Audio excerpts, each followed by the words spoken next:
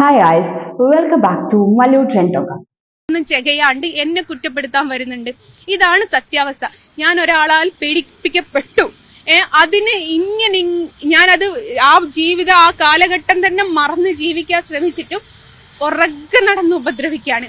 ഇതിനൊക്കെ ഞാൻ ഇപ്പോഴും പറയാ, പടച്ചോൻ എന്ന് പറയുന്ന ഒരു വ്യക്തി ഉണ്ടെങ്കിൽ ഇതിനൊക്കെ കാരണമായത് മുജീബ് എന്ന് പറയുന്ന ഒരു ഉസ്താദാണ്.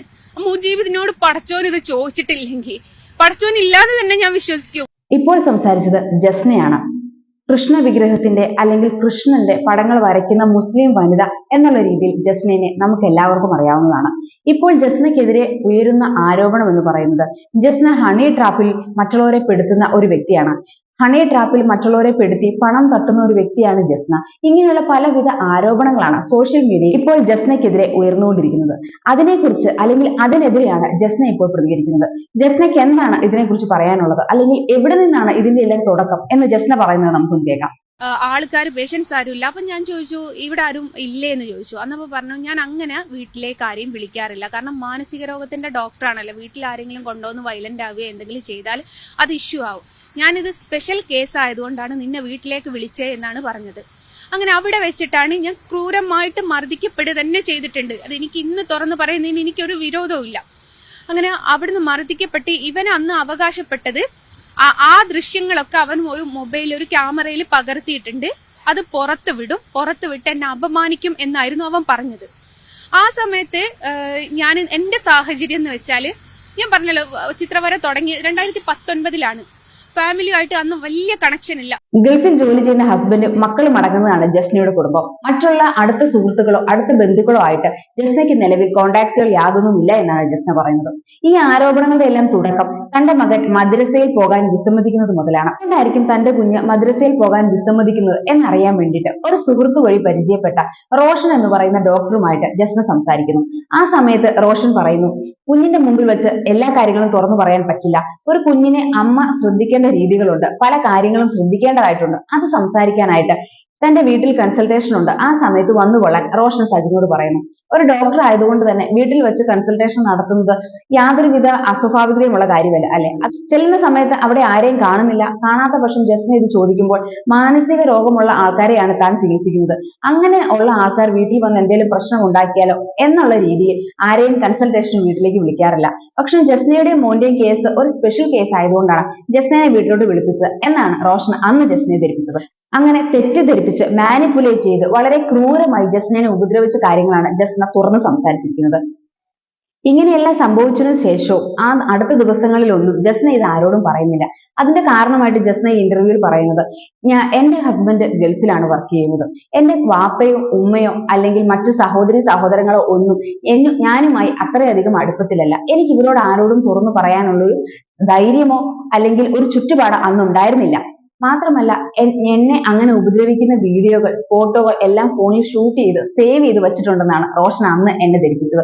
അതെല്ലാം പുറത്തു വിട്ടാൽ ഞാൻ 4 പേര് അല്ലെങ്കിൽ 10 പേര് അറിയുന്ന ഒരു കലാകാരിയാണ്. അതെന്റെ ജീവിതത്തെ എന്റെ ബിസിനസിനെ എല്ലാം മോശമായി ബാധിക്കുമെന്ന് എനിക്കറിയാം. അതുകൊണ്ട് തന്നെ ഞാൻ അതിന് മുതിർന്നില്ല. ഇത് മാത്രമല്ല, എന്റെ കുട്ടികളെ വീട്ടിൽ വന്ന് ഉപദ്രവിക്കും, എന്നെയും എന്റെ കുട്ടികളെയും നാട്ടുകാരുടെ മുമ്പിൽ മോശക്കാരായി ചിത്രീകരിക്കും എന്നുള്ള പല രീതിയിലുള്ള ഭീഷണികൾ റോഷൻ പറഞ്ഞിട്ടുണ്ടെന്നാണ് ജസ്ന പറയുന്നത്. ശരിയായിരിക്കാം അല്ലെ? ഇങ്ങനെ ചെയ്യുന്ന എല്ലാ ക്രൂരന്മാരായ വ്യക്തികളും ആദ്യം പറയുന്നത്, ഇതെല്ലാം എന്റെ ഫോണിൽ ഞാൻ ഷൂട്ട് ചെയ്തിട്ടുണ്ട്, മിണ്ടിയാൽ വാ തുറന്നാൽ ഇതെല്ലാം ഞാൻ പുറത്തോട്ട് വിടും, നിന്നെ നാണം കെടുത്തും, അല്ലെ? ഒരു സാധാരണ കുടുംബത്തിൽ പിറന്ന അല്ലെങ്കിൽ സാധാരണ രീതിയിൽ ജീവിക്കുന്ന ജസ്നയെ പോലുള്ള ഒരു പെൺകുട്ടി ഉറപ്പായിട്ടും ഇങ്ങനെ കേൾക്കുമ്പോൾ പാനിക്കാവും.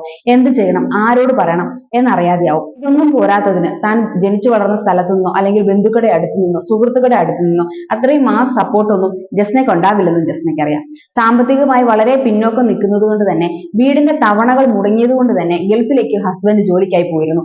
ആ സമയത്ത് ഹസ്ബൻഡിനോട് ഈ വിവരം വിളിച്ചു പറഞ്ഞ് അതെല്ലാം അവസാനിച്ച് അദ്ദേഹം തിരിച്ചു നാട്ടിലേക്ക് വരുമെന്നും ജീവിതം ഒരു പ്രതിസന്ധിയിലാകുമെന്നും ജസ്നയ്ക്ക് അറിയാം. കുട്ടികളുടെ കാര്യവും മാനത്തിന്റെ കാര്യവും ജോലിയുടെ കാര്യവും ഹസ്ബൻഡിന്റെ കാര്യവും എല്ലാം കൂടെ ചിന്തിക്കുമ്പോൾ ഒരു സാധാരണ സ്ത്രീ എടുക്കുന്ന തീരുമാനം എന്താണോ അത് തന്നെ ജസ്നയും എടുത്തു. അതായത് ഇതൊന്നും പുറത്തു പറയണ്ട എന്നുള്ള തീരുമാനം.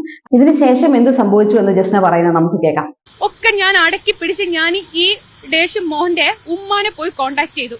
ഇവന്റെ ഉമ്മ എന്ന് പറയുന്നത് സാരണ ബാങ്ക് മെഡിക്കൽ കോളേജിന്റെ അടുത്ത് സാരണ ബാങ്കിലാണ് വർക്ക് ചെയ്യുന്നത്. നിങ്ങൾക്ക് ആർക്കെങ്കിലും ഇതിന്റെ സത്യം അറിയണമെന്നുണ്ടെങ്കിൽ 2019 അവിടുത്തെ മെഡിക്കൽ കോളേജിലെ സാരണ ബാങ്കിന്റെ CCTV ദൃശ്യങ്ങൾ നോക്കിയാൽ മനസ്സിലാവും. ഞാൻ ആ സ്ത്രീയുടെ കാല് പോയി പിടിച്ച് പറഞ്ഞിട്ടുണ്ട്, ഇങ്ങനെയൊക്കെ ഉപദ്രവിച്ചു, ഇനിയും മുന്നോട്ട് ഉപദ്രവിക്കും എന്നാണ് ഇവൻ പറയുന്നത്. എനിക്ക് ആരുമില്ല, എനിക്ക് കൂടില്ല, കുടുംബമല്ല, എനിക്ക് 2 മക്കളേ ഉള്ളൂ, ഭർത്താവ് ഗൾഫിലാണ്, എനിക്കൊന്നും ചെയ്യാൻ പറ്റൂല, എന്നെ ഒന്ന് സഹായിക്കെന്ന് പറഞ്ഞ ആ സ്ത്രീയുടെ കാല് പിടിച്ച് ഞാൻ കരഞ്ഞിട്ടുണ്ട്. അന്ന് ആ സ്ത്രീ പറഞ്ഞത് എന്താണെന്നറിയോ? മോളെ, എനിക്കൊന്നും ചെയ്യാൻ പറ്റൂല, എന്റെ മോന് 16-ാം വയസ്സ് തൊട്ട് ഇക്ര ഹോസ്പിറ്റലില് ട്രീറ്റ്മെന്റ് നടത്തിക്കൊണ്ടിരിക്കുകയാണ്, ഓനൊരു സൈക്കോ പേഷ്യന്റ് ആണ് എന്ന് പറഞ്ഞു. ആ തള്ളനെ വരെ ഇവൻ തല്ലിയിട്ടുണ്ട് എന്ന് ആ സ്ത്രീ എന്റെ മുഖത്ത് നോക്കി പറഞ്ഞിട്ടുണ്ട്. ഇന്നത് മാറ്റി പറയുമെന്നല്ല എനിക്കറിയില്ല. അവിടുന്ന് നിരന്തരമായിട്ട് ഞാൻ പറഞ്ഞല്ല, എന്റെ വീട്ടിൽ വന്ന് ഒരിക്കലല്ല 2 പ്രാവശ്യം എന്റെ മക്കളെ ഉപദ്രവിച്ചിട്ടുണ്ട്. ഒരിക്കൽ എന്റെ മോനാണ് വാതിൽ തുറന്നു. ജസ്ന ഇവിടെ പറയുന്നത് ജസ്ന റോഷന്റെ അമ്മയോട് സംസാരിച്ചതിനെ കുറിച്ചാണ്. സഹകരണ ബാങ്കിൽ ജോലി ചെയ്യുന്ന ഒരു വ്യക്തിയാണ് റോഷന്റെ അമ്മ. അമ്മയോട് തനിക്കുണ്ടായ ബുദ്ധിമുട്ടുകളും അമ്മയുടെ മകൻ എന്നെ ഉപദ്രവിച്ചു എന്നുള്ള രീതിയിൽ ജസ്ന സംസാരിച്ചപ്പോൾ, മോളെ എനിക്ക് ഒന്നും ചെയ്യാൻ പറ്റില്ല, 16 വയസ്സ് മുതൽ ചികിത്സയിലുള്ള ഒരു സൈക്കോ ആണ് ആ മകൻ, ഞാൻ പറഞ്ഞാൽ പോലും അവൻ ഒന്നും ചെയ്യില്ല, എന്നെ പോലും അടിച്ചിട്ടുള്ള അല്ലെങ്കിൽ ഉപദ്രവിച്ചിട്ടുള്ള വ്യക്തിയാണ് റോഷൻ, അങ്ങനെ ഇരിക്കുമ്പോൾ ഞാൻ എന്ത് ചെയ്യാനാണ് എന്നാണ് ആ മകളോട് അല്ലെങ്കിൽ ജസ്നയോട് ഈ അമ്മ സംസാരിച്ചത്. അങ്ങനെ ജസ്നയുടെ കുടുംബക്കാരോടും ജസ്നയ്ക്ക് പറയാൻ പറ്റുന്നില്ല, നാട്ടുകാരോടും പറയാൻ പറ്റുന്നില്ല. തന്നെ ഉപദ്രവിച്ച റോഷന്റെ അമ്മയോട് പോയി പറഞ്ഞപ്പോഴും അമ്മയുടെ പ്രതികരണം ഇങ്ങനെയാണ്. എന്ത് ചെയ്യാനാണ്, സാധാരണക്കാരിയായ ഒരു സ്ത്രീ അല്ലേ. അതിനുശേഷം സംഭവിച്ചത് എന്താണെന്ന് ജസ്ന പറയുന്നത് നമുക്ക് കേൾക്കാം. പിന്നെ എന്നോട് പല പ്രാവശ്യങ്ങളിലായിട്ട് പൈസ ആവശ്യപ്പെട്ട് ഞാനത് പണയം വെച്ച് കൊടുത്തതിന്റെ റെസീറ്റ് വരെ ഞാൻ സ്റ്റേഷനിൽ കാണിച്ചെടുത്തു. എല്ലാതും ഈ പറഞ്ഞത് പോണം. ഒരിക്കൽ ഗോകുലം ഗോപാലേട്ടനെ ഇത് ലോൺ അടയ്ക്കാൻ തന്ന പൈസ അതും ഞാൻ കൊടുത്തതായിട്ട് ഞാൻ കാണിച്ചു. ഇതൊക്കെ കോടതിയിൽ എത്തിയപ്പോൾക്ക് മാറി മറിഞ്ഞത് എങ്ങനെയാന്ന് എനിക്കറിയില്ല. ഞാൻ കൊടുത്ത FIR കോപ്പിയോ അല്ലെ രേഖകളും അല്ല കോടതിയിലേക്ക് എത്തിയത്. ഇനി അതെങ്ങനെ മാറി മറിഞ്ഞു ഇതാക്കിയെന്ന് എനിക്കറിയില്ല. അവിടെ ഞാൻ പിന്നെ തന്റെ മക്കളെ ഉപദ്രവിക്കും, തന്റെ ഫോട്ടോസും വീഡിയോസും എല്ലാം പുറത്തുവിടും എന്നുള്ള ഭീഷണികൾക്കെല്ലാം പുറമെ തന്റെ കയ്യിൽ നിന്നും പൈസ പോലും റോഷൻ തട്ടിയിട്ടുണ്ട് എന്നാണ് ജസ്ന പറയുന്നത്. പണയം വെച്ച് താൻ പൈസ കൊടുത്തിട്ടുണ്ട്, വീടിന്റെ തവണകൾ അടയ്ക്കാൻ വേണ്ടിയിട്ട് പലരുടെ സഹായം കിട്ടിയിട്ടുണ്ട്, ആ പൈസയും ഞാൻ റോഷന് കൊടുത്തിട്ടുണ്ട്. ഇങ്ങനെയെല്ലാം കൊടുത്തതിന് ശേഷവും ഞങ്ങളെ ഭീഷണിപ്പെടുത്തുകയും ഉപദ്രവിക്കുകയും ചെയ്തതിനെ തുടർന്ന് അല്ലെങ്കിൽ 1 വർഷത്തിനിപ്പുറം ജസ്ന റോഷനെതിരെ കേസ് കൊടുത്തിരുന്നു. കേസ് കൊടുക്കുന്ന സമയത്ത് പോലീസുകാരെല്ലാം സപ്പോർട്ടായിരുന്നു. അറസ്റ്റ് ചെയ്യാൻ വേണ്ടി പോയതിനു ശേഷം റോഷന്റെ വീട്ടിൽ നിന്നും റോഷനെ അറസ്റ്റ് ചെയ്യാതെ പോലീസുകാരെല്ലാം തിരിച്ചു വന്നു. ഇങ്ങനെ ഉണ്ടായ ഒരു സംഭവത്തെ കുറിച്ച് ജസ്ന പറയുന്നത്, റോഷന്റെ സഹോദരങ്ങൾ അല്ലെങ്കിൽ റോഷന്റെ കസിൻസ് എല്ലാം പല പാർട്ടിയിൽ പ്രവർത്തിക്കുന്ന പാർട്ടിയുടെ പിൻബലമുള്ള ആൾക്കാരാണ്. അവരുടെ എല്ലാം സംരക്ഷണത്തിലാണ് ഇങ്ങനെയുള്ള പ്രവൃത്തികൾ റോഷൻ ചെയ്തുകൊണ്ടിരിക്കുന്നത്. ജസ്ന മാത്രമല്ല, ജസ്നയെ പോലെ പല പെൺകുട്ടികൾ ഇവനെതിരെ പല കേസുകൾ പല പോലീസ് സ്റ്റേഷനിൽ കൊടുത്തിട്ടുണ്ട്. പക്ഷെ മാതൃകാപരമായ ഒരു ശിക്ഷ പോലും ഒരു കോടതിയും ഒരു പോലീസും റോഷന് മേടിച്ചു കൊടുത്തിട്ടില്ല. കാരണം പാർട്ടി പിൻബലമുള്ള സഹോദരന്മാരുടെ സംരക്ഷണം തന്നെയാണ് എന്നാണ് ജസ്ന പറയുന്നത്. ജസ്ന കൊടുത്ത FIR-ൽ, ജസ്ന കൊടുത്ത മൊഴികളിൽ, ജസ്ന പറഞ്ഞ കാര്യങ്ങളോ ജസ്ന പറഞ്ഞ സ്റ്റേറ്റ്മെന്റ്സോ അല്ല പോലീസുകാർ എഴുതി ചേർത്തത് എന്നാണ് ജസ്ന ആരോപിക്കുന്നത്. തെളിവ് സഹിതം ജസ്ന പറഞ്ഞ കാര്യങ്ങളോ ഒന്നും തന്നെ FIR-ലോ മൊഴികളിലോ സ്റ്റേറ്റ്മെന്റ്സിലോ ഒന്നും വന്നിരുന്നില്ല. അതുകൊണ്ട് തന്നെ കോടതിയിൽ ചെന്നപ്പോൾ കേസ് തള്ളിപ്പോവുകയും ഈ ജസ്ന കൊടുത്ത പരാതിയിൽ പോലും മാതൃകാപരമായ ഒരു ശിക്ഷ റോഷന് കിട്ടുകയും ചെയ്തില്ല. പകരം റോഷൻ രക്ഷപ്പെടുകയും ചെയ്തു. ഇത് നടന്ന കാര്യങ്ങളെ കുറിച്ച് ജസ്ന പറയുന്നത് നമുക്ക് വരുന്നുണ്ട്. ഇതാണ് സത്യാവസ്ഥ. ഞാൻ ഒരാളാൽ പീഡിപ്പിക്കപ്പെട്ടു. അതിന് ഇങ്ങനെ ഞാനത് ആ കാലഘട്ടം തന്നെ മറന്ന് ജീവിക്കാൻ ശ്രമിച്ചിട്ടും ഉറക്കെ നടന്ന് ഉപദ്രവിക്കാണ്. ഇതിനൊക്കെ ഞാൻ ഇപ്പോഴും പറയാ, പടച്ചോൻ എന്ന് പറയുന്ന ഒരു വ്യക്തി ഉണ്ടെങ്കിൽ ഇതിനൊക്കെ കാരണമായത് ആ മുജീബ് എന്ന് പറയുന്ന ഒരു ഉസ്താദാണ്. മുജീബ് ഇതിനോട് പടച്ചോൻ ഇത് ചോദിച്ചിട്ടില്ലെങ്കിൽ പടച്ചോൻ ഇല്ലാതെ തന്നെ ഞാൻ വിശ്വസിക്കും. കാരണം എന്റെ കുട്ടീന്റെ ഒരു ആവശ്യത്തിനാണ് ഇവനെ എനിക്ക് പരിചയപ്പെടേണ്ടി വന്നത്. അതേപോലെ ഞാൻ സമൂഹ മാധ്യമങ്ങളിൽ പല പ്രാവശ്യവും പറഞ്ഞിട്ടുണ്ട്, എന്റെ സഹോദരൻ എന്നോട് വേശ്യാവൃത്തിക്ക് ഇറങ്ങിക്കോ എന്ന് പറഞ്ഞിട്ടുണ്ട്. ഈ കേസ് ഞാൻ ഫയൽ ചെയ്ത് എന്ന് അറിഞ്ഞപ്പോ എന്നോട് പറഞ്ഞൊരു കാര്യമാണ്, നിനക്ക് വരയ്ക്കുന്നതിനെക്കാട്ടും നല്ല ഈറ്റ പണിക്ക് പോകുന്നത് തന്നെയാണ്. അത്രയ്ക്ക് ഞാൻ എവിടെയും കള്ളത്തരം പറഞ്ഞല്ല. അതുകൊണ്ടാണ് എവിടെ എന്ത് പ്രശ്നം വരുമ്പോ ഈ ഉസ്താദിനെ പറ്റി ഞാൻ പറയുന്നത്. എന്റെ കുടുംബം നശിപ്പിച്ച് എന്നെ സമൂഹത്തിൽ ഇങ്ങനത്തോളാക്കി എടുക്കാൻ കാരണക്കാരനായത് ശരിക്കും ആ ഉസ്താദാണ്. ഉസ്താദ് മതഭ്രാന്ത് ഉണ്ടാക്കിയിട്ടാണ് ഇന്ന് എനിക്കും എന്റെ കുടുംബത്തിന് ഈറ്റ ഗതി വന്നത്. മർദ്ദിച്ചതുള്ളോ ലൈംഗികമായി നിങ്ങളെ ദുരുപയോഗം ചെയ്തെന്നാണ്? തീർച്ചയായിട്ടും അങ്ങനെ എന്നെ കെട്ടിയിട്ടിട്ടാണ് മോന് ചെയ്തത്. അത്ര എനിക്കത് എന്നിട്ട് എന്റെ ആ വിഷ്വലോ എന്റെ കയ്യിലുണ്ട്. അത് കാരണം എനിക്ക് അന്നും എന്നെ 10 പേരറിയും.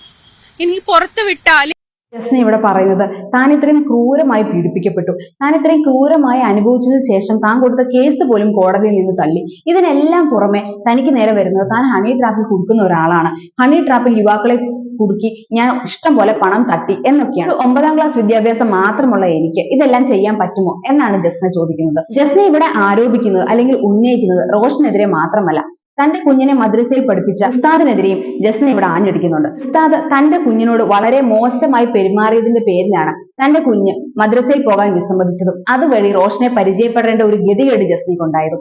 ഇങ്ങനെ കുഞ്ഞു കുട്ടികളെ പോലും ഉപദ്രവിക്കുന്ന രീതിയിലുള്ള പ്രവൃത്തികൾ ഇങ്ങനെയുള്ള വ്യക്തികൾ എന്ത് ധൈര്യത്തിലാണ് ചെയ്യുന്നതെന്ന് പിന്നെയും പിന്നെയും ചോദിക്കാൻ മാത്രമാണ് നമ്മളെ കൊണ്ട് പറ്റുന്നത്.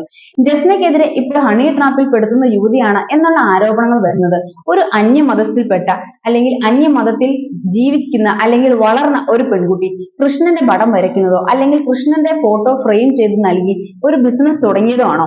നരേന്ദ്രമോദിയെ പോലെയും സുരേഷ് ഗോപിയെ പോലെയും കുറെ അധികം വ്യക്തികൾക്ക് ജസ്ന തന്റെ സ്വന്തം കൈകൊണ്ട് വരച്ച കൃഷ്ണന്റെ ഫോട്ടോ ഗിഫ്റ്റായി നൽകിയിട്ടുണ്ട്. അങ്ങനെ ഗിഫ്റ്റായി നൽകുന്ന വീഡിയോകളെല്ലാം സമൂഹ മാധ്യമങ്ങളിൽ വരുമ്പോൾ തന്നെ ഒരു വിധത്തിൽപ്പെട്ട എല്ലാ ആൾക്കാരും തന്നെ ജസ്നയെ വിമർശിക്കുകയും അല്ലെങ്കിൽ ജസ്നയ്ക്കെതിരെ ആഞ്ഞടിക്കുകയും ജസ്നയ്ക്കെതിരെ സൈബർ അറ്റാക്കുകൾ തൊടുത്തുവിടുകയും ചെയ്തിരുന്നു. പക്ഷെ അതിനെല്ലാം അപ്പുറത്തേക്കാണ് ഇപ്പോൾ തനിക്കെതിരെ വരുന്ന ഹണി ട്രാപ്പ് ആരോപണം എന്നാണ് ജസ്ന പറയുന്നത്. ജസ്നയോടോ അല്ലെങ്കിൽ ജസ്നയെ പോലെയുള്ള പെൺകുട്ടികളോടോ എന്തിനാണ് സമൂഹം ഇത്രയും വിരോധം കാണിക്കുന്നതെന്ന് മനസ്സിലാവുന്നില്ല അല്ലെ? ഏത് മതത്തിൽ ജനിച്ചാലും ഏത് മതത്തിൽ ജീവിച്ചാലും നമുക്ക് ഒരു കഴിവുണ്ട് എങ്കിൽ ആ കഴിവ് നല്ല രീതിയിൽ സമൂഹത്തിലേക്ക് എത്തിക്കാനും സമൂഹത്തിന് മോശമായി സ്വാധീനിക്കാത്ത രീതിയിൽ ഒരു ബിസിനസ് നടത്താനും എല്ലാ യുവാക്കൾക്കും ഈ ലോകത്ത് അഭിമാനമുണ്ട് അല്ലെങ്കിൽ അവകാശമുണ്ട് അല്ലെ?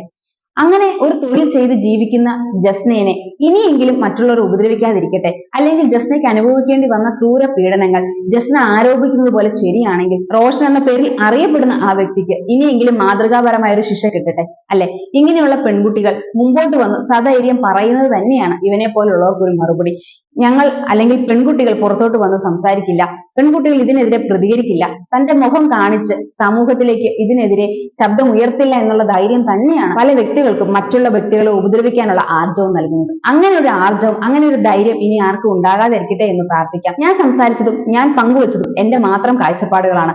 നിങ്ങൾക്ക് നിങ്ങളുടെ കാഴ്ചപ്പാടുകൾ പങ്കുവയ്ക്കാം നമ്മുടെ കമന്റ് ബോക്സിൽ. Thank you.